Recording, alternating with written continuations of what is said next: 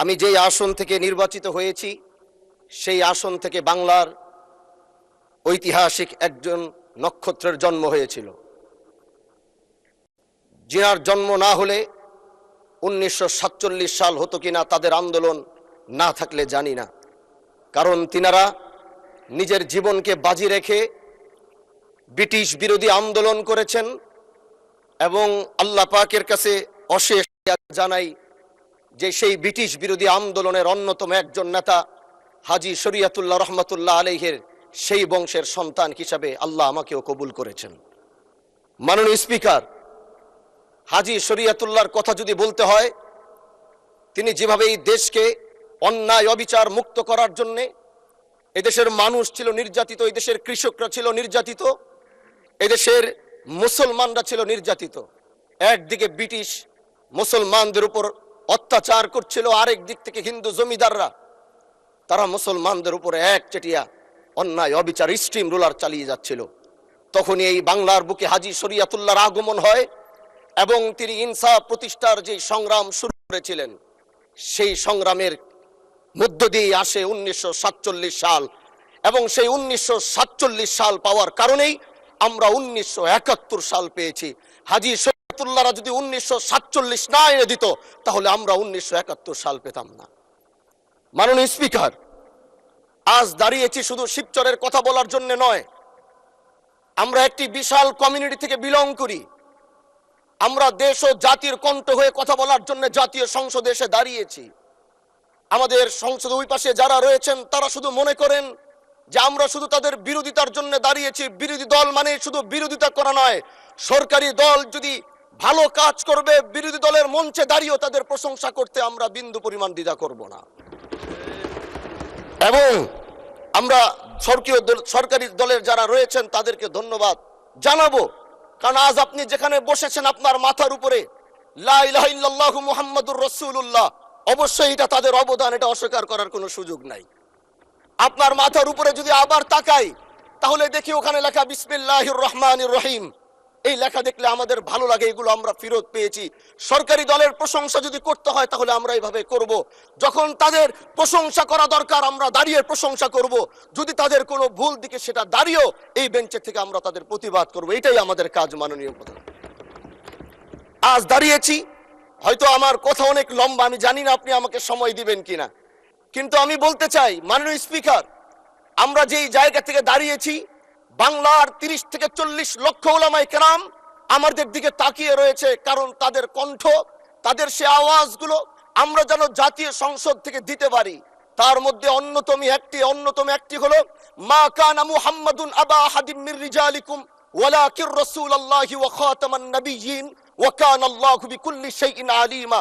আপনি জানেন নবীর পরে আল্লাহ নবী হচ্ছে আমার ইমানের অংশ, আমার ইমানের পার্ট। তিনাকে ভালোবাসা, তিনার উপর ইমান, এটা আমার ইমানের অংশ। তিনি আমার শেষ নবী, যেটা কোরআন ঘোষণা দিয়েছে।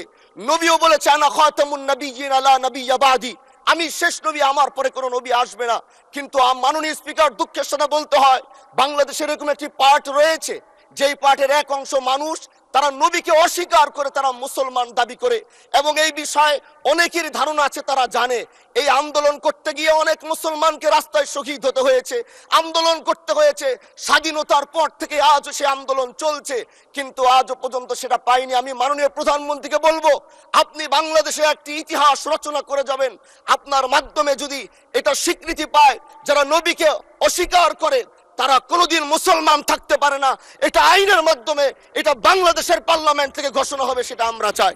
মাননীয় স্পিকার, আরেকটি কথা, আপনি জানেন আমরা আমাদের নবীকে সবচেয়ে বেশি ভালোবাসি, যিনি আখিরি নবী, যাকে বলা হয়েছে ওয়ামা আরসালনাকা ইল্লা রাহমাতাল লিল আলামিন। আমরা বারবার দেখছি কিছুদিন পর পর কারা যেন কিভাবে এসে আল্লাহ নবীর শানে কটূক্তি করে, নবীকে নিয়ে অশ্লীল ভাষায় গালিগালাজ করে, নবীর শানে কটূক্তি করে। এই আন্দোলন, এই সংগ্রাম করতে গিয়ে আপনিও মাননীয় স্পিকার দেখেছেন, রাস্তাঘাটে আন্দোলন করতে গিয়ে কত মানুষ মৃত্যুবরণ করেছে।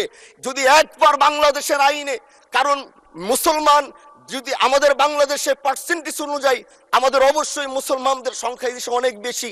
আমরা তো অন্য কিছু চাচ্ছি না। এই দেশের মানুষ নামাজ না পড়লেও যদি কেউ নবীকে কটূক্তি করে তার কলিজা ছিঁড়ে যায়, সে রাজপথে নেমে যায়। আমি বলবো যারা নবীকে কটূক্তি করে, নবীর নামে গালিগালাজ করে, এদের মৃত্যুদণ্ড, এই আইনটাও যেন বাংলাদেশের এই সংসদ থেকে পাশ করা হয়। মাননীয় স্পিকার, এই কথাগুলো বলতে গিয়ে অনেক কথা হারিয়ে যাচ্ছে। এলাকায় বলেছিলাম যে আমরা ন্যায়ের পক্ষে কথা বলবো, ইনসাফের পক্ষে কথা বলবো। তখন অনেকে হাত ধরে বলেছিল, হানজালা ভাই জাতীয় সংসদে যখন যাবেন একটু বইলেন হাদি হত্যার বিচারটা যেন হয়। জি 2 মিনিট বাড়ানো হলো, আরো বলেন। আজকে যে সন্তানটা ন্যায়ের পক্ষে কথা বলেছিল, ইনসাফের আওয়াজ দিয়েছিল, আমাদের মতোই যুবক মাননীয় স্পিকার, তিনি এই যে স্বপ্ন বুনেছিল এক সুন্দর বাংলাদেশ করবার, রাস্তার ভিতরে সেই স্বপ্ন থামিয়ে দেওয়া হয়েছে। এই বিচার যদি না হয় তাহলে আমাদের মতো হানজালাদের নিরাপত্তাও রাস্তায় কেউ দিতে পারবে না মাননীয় স্পিকার। এজন্য আপনার মাধ্যমে আমি বলতে চাই, হাদি হত্যার বিচার যেন সুনিশ্চিত করা হয় মাননীয় স্বরাষ্ট্রমন্ত্রীর মাধ্যমে। মাননীয় স্পিকার, আর একটি কথা, আমি আর বেশি লম্বা দীর্ঘ আলোচনা করব না। আমার এলাকায় মাদক নিয়ে বড় মুশকিলে আছি, সেই সহযোগিতা আমি পাচ্ছি না। একদিক থেকে আমি নিজে মাদক বিরোধী সংগ্রামে নিজে রাস্তায় নেমে মাদকের বিরুদ্ধে আমি নিজে অভিযান চালিয়েছি। এবার তাদেরকে একদিক থেকে ধরে যখন প্রশাসনের কাছে ইয়াবা সহ গাঁজা সহ দেওয়া হয়, তখন তারা একদিক থেকে আসে কোর্টে চালান করে দেয়। একদিক থেকে গোটা দেশ বলছে এই দেশ মাদক মুক্ত করতে হবে, আর একদিক থেকে যখন তাদেরকে আমরা কোর্টে চালান করছি, 3 দিন থেকে 4 দিনের মাথায় জামিন নিয়ে এলাকায় এসে আবার মাদক ব্যবসা করছে। এই জন্য মাননীয় আইনমন্ত্রীকে বলবো, আপনি এই ইয়াবা গাঁজা যেই বড় বড় নেশাগুলো আমাদের দেশে বেশি সচরাচর চলছে, এই বিষয়ে আইনটাকে আরেকটু মজবুত যদি করবেন, তাহলে আমরা মনে করব আমরা এই দেশ আর এই সমাজটাকে আমরা হয়তো আগামীর বাংলাদেশ, আগামীর যারা যুবক, মাননীয় স্পিকার আপনার খারাপ লাগবে, যুবকগুলো গ্রামের তারা ধ্বংস হয়ে যাচ্ছে। আমাদের চোখের সামনে যখন একজন যুবক ধ্বংস হয়ে যায়, এটা অন্যরা মেনে নিতে পারলেও আমাদের পক্ষে মারা বড় কষ্ট হয়ে যায়। আমরা দেশটাকে বাঁচাতে চাই। আমরা আগামীতে ওরকম কিছু যুবক তৈরি করতে চাই যারা নেশা ধরবে না, তারা পড়াশোনা করবে, তারা দেশের জন্য ফিকির করবে।